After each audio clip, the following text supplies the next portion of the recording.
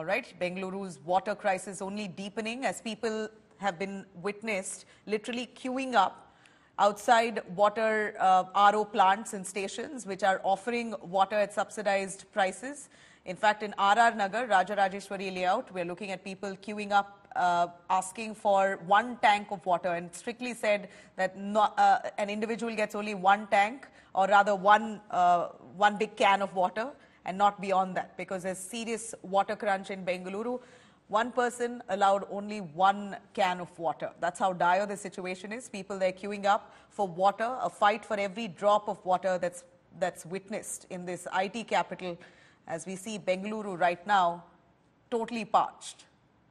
We know that the city itself in the last 24 hours have sounded out several SOSs. Many residential localities there warning its residents that they've got to brace for a period of dry spell.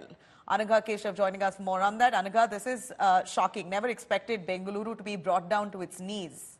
We know that there has always been a water shortage and crisis in Bengaluru, and it's been perennial. The problem has been persistent for many years now, much over a decade, but never thought and imagined that it would come down to this situation where people are now begging for a drop of water. Well, that's right, Nabila, and that just goes on to prove that no matter how much money you have, when it comes to things like water, you just cannot buy it with just money. We are reporting from Arar Nagar, and I'm standing right outside an RO plant. And over here, you have so many posters here that, written in Kannada and English that say that only 1 can for 1 person, which means that even if it's a family of 10 or 12, it doesn't matter. For 1 family, you can only get 1 pot of water. Beyond that, I'm sorry, you're done for the day. You cannot get more. And that is the kind of situation what Bangalore is going through. And even here it says no water available for now. And that's why you don't have any, you don't have anybody lining up at the moment, because there simply is no water at the moment. The timing is also very strictly written. It starts from 7 a.m. and it goes on 7 a.m. and it ends at 9 a.m. Then it reopens at 5 p.m. And Nabila, for this tank that opens at 7 a.m., there are people who start to queue up 2 hours prior, because this is just first come first serve. So there are people who start queuing up from morning 4 a.m., 5 a.m. and the queue, I was just talking to one of the neighboring resident over here. They told us that the queue starts from here and it goes on to, if I can just ask my camera person to pan over here, it goes on till that road end, which means that there are hundreds of people who queue up from Arar Nagar just for this. There is only 1 plant here. For just 1 plant, there are hundreds of residents who are fighting for it. And yet there is one simple, hard and fast rule that's very harsh that says that 1 family can get only 1 pot of water. We know that Bengaluru, in a sense, has expanded so rapidly with complete disregard for natural resources there.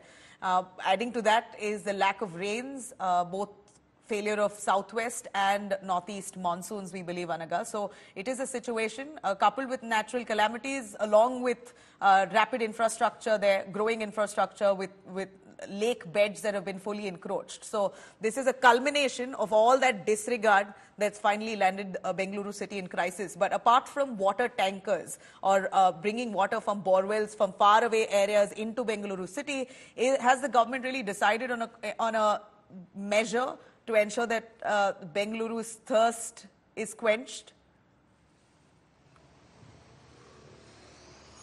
Well, as of now, the government has only stated that they will try digging the borewells further deeper if they can find some more water. If they can't, they will go ahead and drill more borewells, is what DK Shivkumar said. Apart from that, they're also going to cap the prices of water tankers depending on the distance they have to travel and the source. Apart from that, apart from these two, they're also going to be reaching out to landowners who have irrigation borewell facilities. DK also stated that water isn't anybody's property. Just because there is irrigation borewell on a particular person's private land, it doesn't mean that they own it. So the government is essentially going to take over with some compensation, the irrigation borewells of private lands as well. As of now, we have only these 3 major measures that have been taken by the government. We need to wait and watch when Kaveri Stage 5 will be completed. The government has stated that it will be completed by May 5. That will provide drinking water and good water for about 110 villages, and that will indeed soften the blow that Bangalore is facing right now, because when it comes to Bangalore rural, they are the ones who are worst affected. So Kaveri Stage 5 initiative will really, help a long way to go, which is still suffering from a lot of hurdles. The government is yet to launch that. We're expecting by May the project will come into force. But we need to wait and watch if that will really happen.